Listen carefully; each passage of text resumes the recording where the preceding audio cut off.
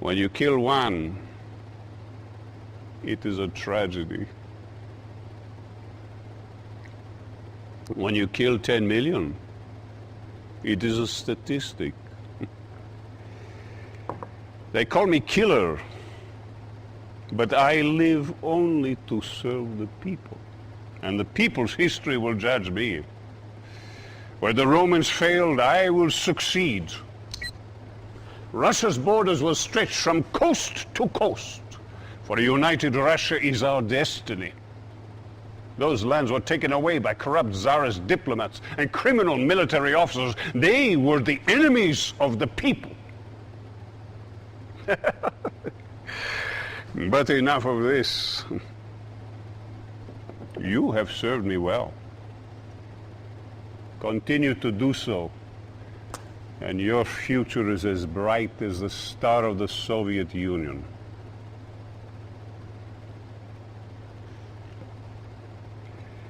As a reward for your service to the people, I wish to promote you.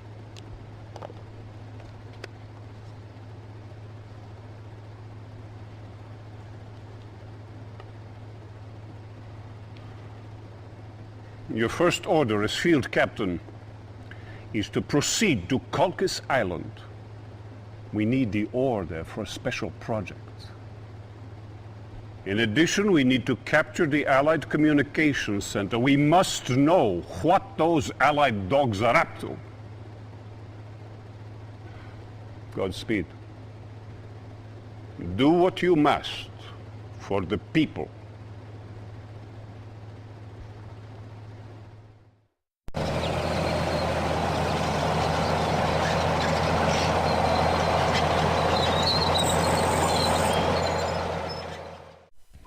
New then, Biddens. It's me, SkiNLeY19. Welcome back to Let's Play Command & Conquer Red Alert. And you heard Stalin. We must do this for the people. Though I'm not sure killing, as he said, 10 million of them. Good way to get the people on your side. You know, just saying. I'm pretty sure that's a good indicator that you're actually a tyrant and not a good leader.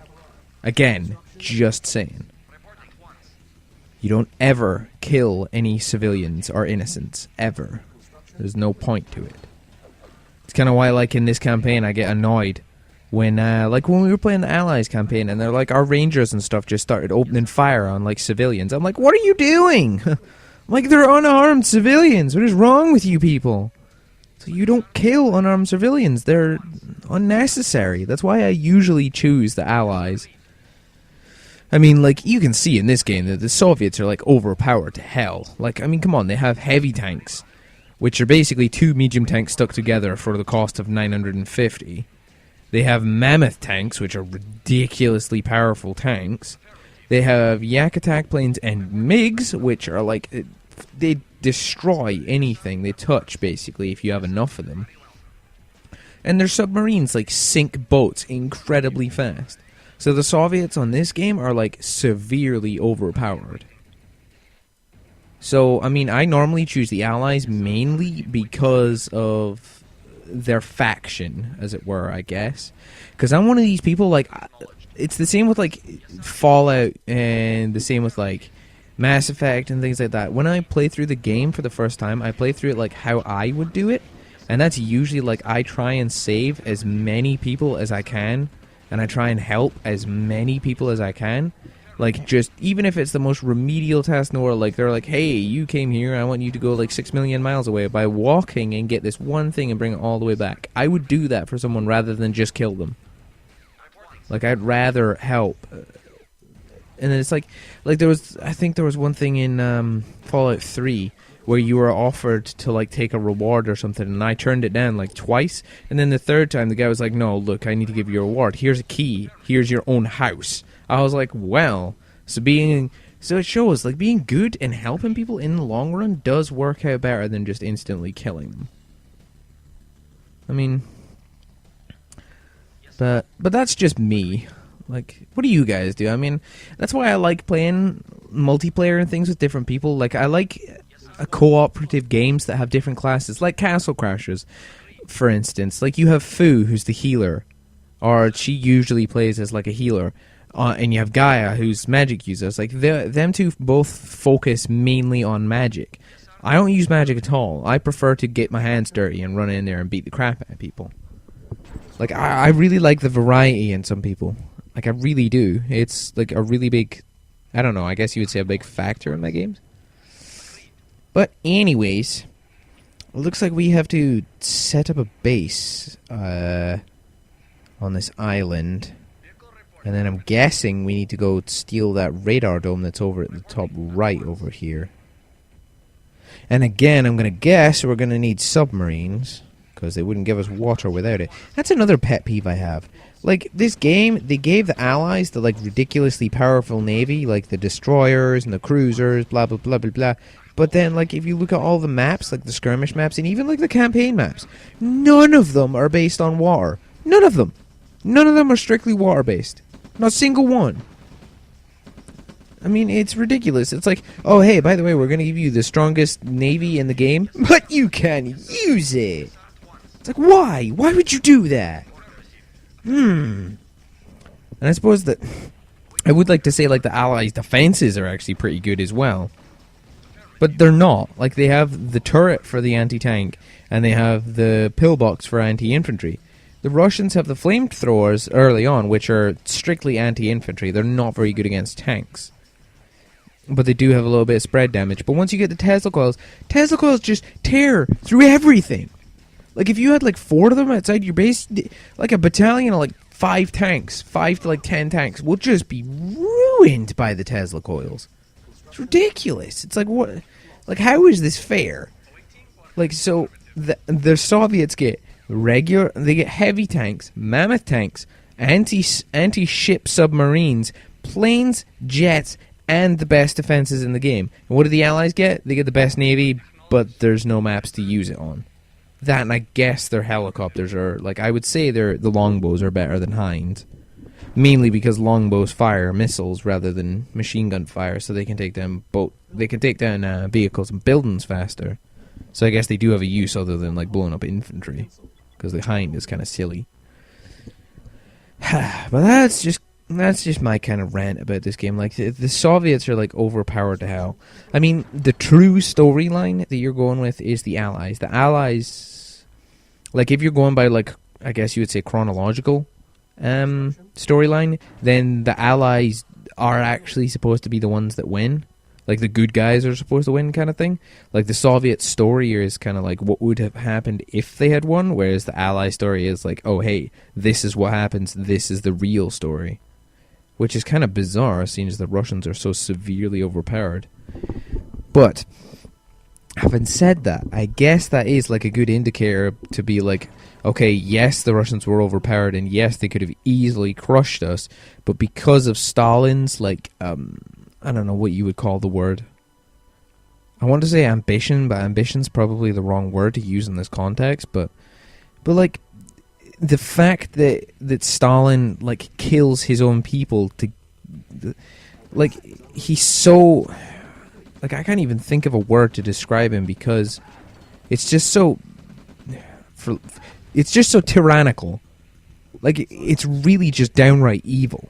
Like, how can you butcher millions of your own people just and claim it's for them?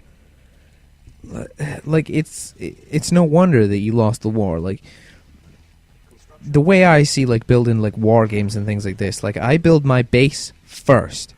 My economy comes first.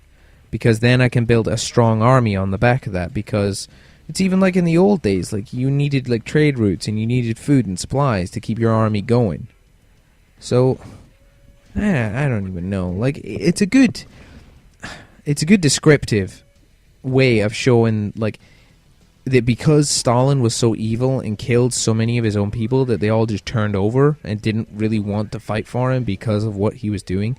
It just goes to show that being evil and backstabbing and butchering people does not work out, ever. So, alright, let's get some submarines going, shall we? Because I want to sink some ships and make sure that this water is clear because I believe they have destroyers for this mission. So that's going to be fun, because that means they're going to be like, hey, I'm going to float over and start shooting at your base. I'm just going to stick some barbed wire around my base just so stuff doesn't drive in. And, like, their infantry's not just going to, like, run past. I mean, they wouldn't make it past my flamethrowers anyway, but that's besides the point. I like to make my bases symmetrical and base-like, damn it. Like, that's another pet peeve I have. Whenever you're playing against the A... But this is more like a personal one. It's not like a game design flaw or anything like that. It's like whenever you're looking over the bases of the computers and things, their bases are, like, always a complete, like, mishmash. Or, like, just random buildings scattered everywhere. Like, you can see my base, like, right now. Like, I tend to keep my base very symmetrical. And I'll have, like, grouped areas of where things will be. Like, I have all my power plants in one area. And I have all my ore refineries in one area. And then I have my, like, war factories clumped together. Like, everything is in its own area and all symmetrical and all spaced out properly. I mean, it looks nice. Because everything's symmetrical and you know where everything is. But I suppose that's actually a really... Like, it becomes a bad thing when you're playing, like, the later games, like Red Alert 2 and things like that, and people get, like, nuclear missiles. All the AI has to do, like, hit the middle of my, like, power plant area, and boom, like, every single one of my power plants is gone. And I'm like, ah, damn it. That was a bad idea. I don't know, that's just, like, a personal kind of thing that, I hate their bases being so unsymmetrical. I mainly like it because it looks nice. Like, I don't like it because their base just looks like a mishmash of frickin' anything. It's just like, yeah, I'm gonna stick this here. But then I do suppose it does kind of work for them because, like, they have, like, defenses, like, scattered all around their base pretty much. Whereas I just tend to have, like, a line of defense. Like, I have, like, a wall. And then once you break through it, I have nothing in my base, so... I don't know. It works for me. I guess whatever works for you, I suppose. Let's get these submarines going. There's some defenses. Hello, Mr. Boat. I am going to sink you. Ow. Damn! Well, that did a crap ton of damage. That's not fair. How come our boats didn't do that amount of damage when I hit them? Frick. What a joke. You see that? It took like one bomb. Took like half his health away. When we did it, it's just like, yeah, I'm just going to take like a tiny little bit away, blah, blah, blah. Alright, let's get more ore trucks going, because I want money, and I want it now, because that's all I want. Money, because that's all I need. I am such an enthusiastic singer, can you tell? I mean, it just looks nicer. We have, like, our war factory at the left of the barracks, so that's all our, like, infantry and unit building stuff. And then we have all our power plants all nice and neatly in a row. And then we have our ore refineries all nice and neat in a row. Like, everything's all nice and neat. I guess it's good for saving space, kind of. Instead of just having, like, a mishmash of stuff everywhere. And in case you guys, like, are just joining this LP or whatever, and you're wondering why I save every 5 seconds, is because the OS system I'm actually running my PC runs on, I think it's Windows 7 right now, and for some strange reason, whenever I'm playing this game, it has a horrendous like, frick, I had the word in my head and I've completely forgotten it now. Horrendous tendency, there you go.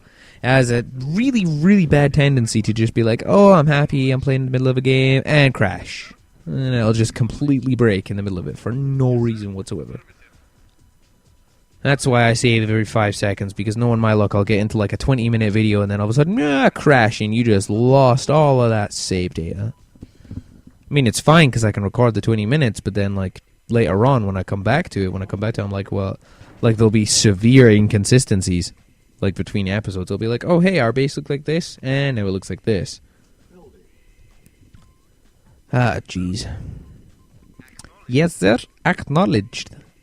Right, there is a lot of water. Well, I wouldn't say there is a lot of water on this map. I mean, there's a tiny little river, but, you know. Right. Sink these ships. Whoa, what in the world? I didn't know rocket soldiers could do that! What the hell? Nobody told me frickin' rocket soldiers were anti-ship. What the hell?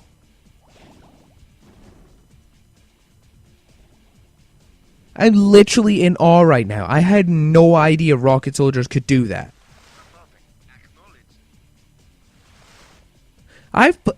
In all the years I've played this game, I had no idea that rocket soldiers were anti-ship. That they could do that to the submarines. Are you serious? Like, really, did that just, like, really happen? Oh, jeez. Hello, destroyers.